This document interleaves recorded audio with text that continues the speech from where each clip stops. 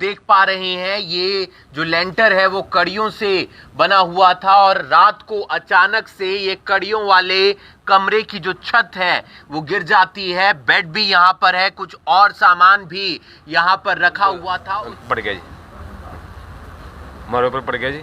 हम बड़ी मुश्किल से आस पड़ोस के आए तो इन्होंने बचाया।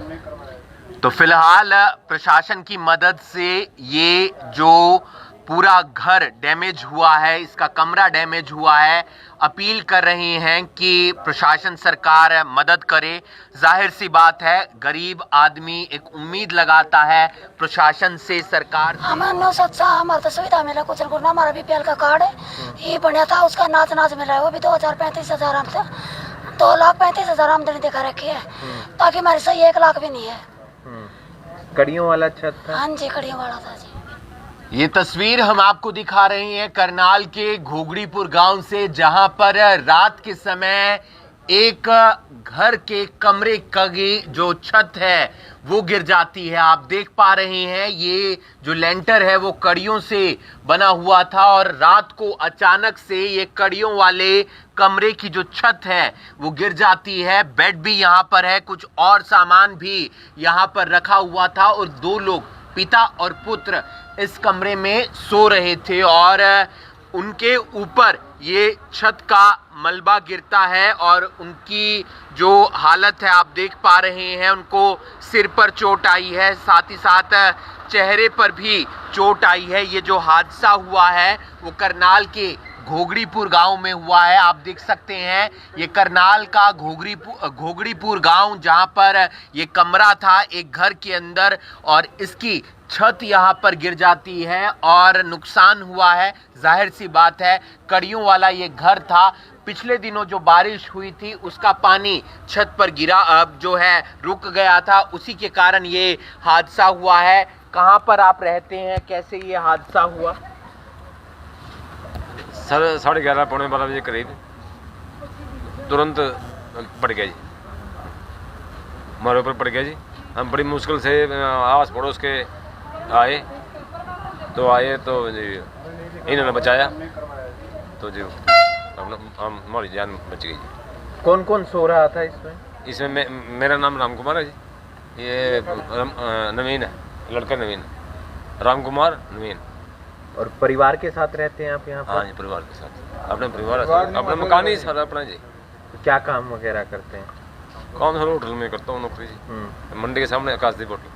तो आप देख सकते हैं ये लड़का भी इसी कमरे में सो रहा था और चेहरे पर भी टांके जरूर लगे हैं। पिता को सिर पर चोट आई है और कड़ियों वाला जो कमरा था उसकी छत गिर जाती है। कैसे हादसा हुआ भाई?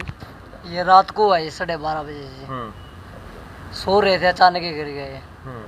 हाँ जी। तो कड़ियों वाला छत थी ये? कड़ियों वाली छत थी ये, कच्ची छत थी, बहुत पुराना बना हुआ है इधर। हाँ।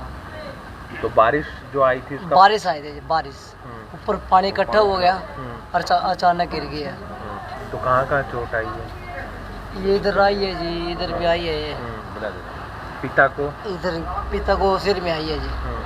यहाँ के आप सरपंच हैं सर? सरपंच प्रतिनिधि हैं। क्या कुछ, कैसे हादसा हुआ, क्या कुछ मदद करने का प्रयास? भाई साहब, ऐसे कम से कम भी गांव के अंदर 200-250 मकान हैं जिनकी हालत बहुत ख़राब हो रही है और पिछले 9-9.5 साल में हमारे गांव में एक भी मकान की ग्रांट नहीं मिली।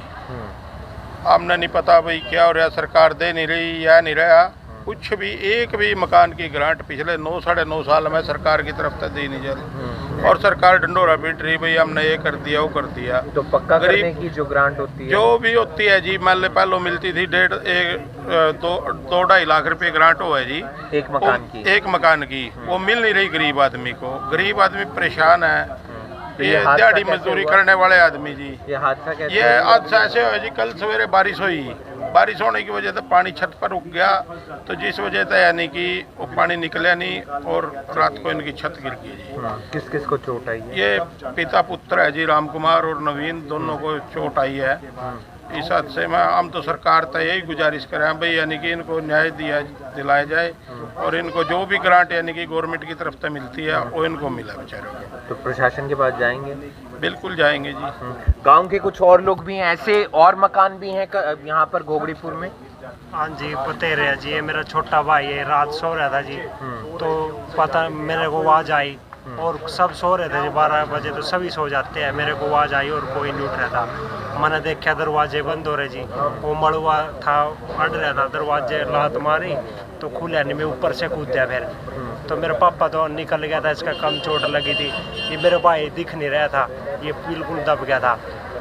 तो जी ये मैंने निकाल लिया, इसका सांस घुट रहा था, रोने लग रहा था, किलकी मार रहा था जी। तो मैंने निकाल लिया, इसका पहला चेहरा निकाला, इसमें सांस मिला। फिर जो गाटर था इसके पटों पर गिर रहा था जी, दब रहा था, रो रहा था। वो गाटर 2 बंदे उठाने लगे, उठाया नहीं गया, हमारे पास वजन था। तो कड़ियों वाली छत? हाँ, कड़ियों वाले थे। मोहल्ले क्या अपील करेंगे प्रशासन से? बस जी हम यही चाहा जी हमारी मदद हो जाए। हाँ जी, हमारी थोड़ी मदद करो जी। आप भी परिवार के सदस्य हैं? अच्छा। जी आज तक गवर्नमेंट ने कोई सुविधा नहीं थी मरते।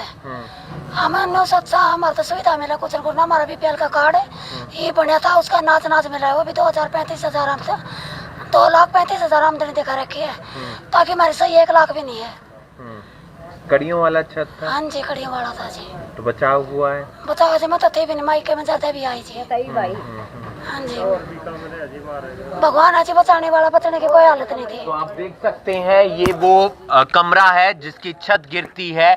चारों तरफ से हम आपको दिखा रहे हैं और प्रशासन से अपील कर रहा है कि परिवार मदद की जाए। ऐसे बहुत सारे जो घर हैं गांव के अंदर हैं जिनकी जो छत है वो कड़ियों वाली है। सरपंच प्रतिनिधि का कहना है कि पहले ग्रांट भी आती थी लेकिन अब ग्रांट नहीं आ रही है।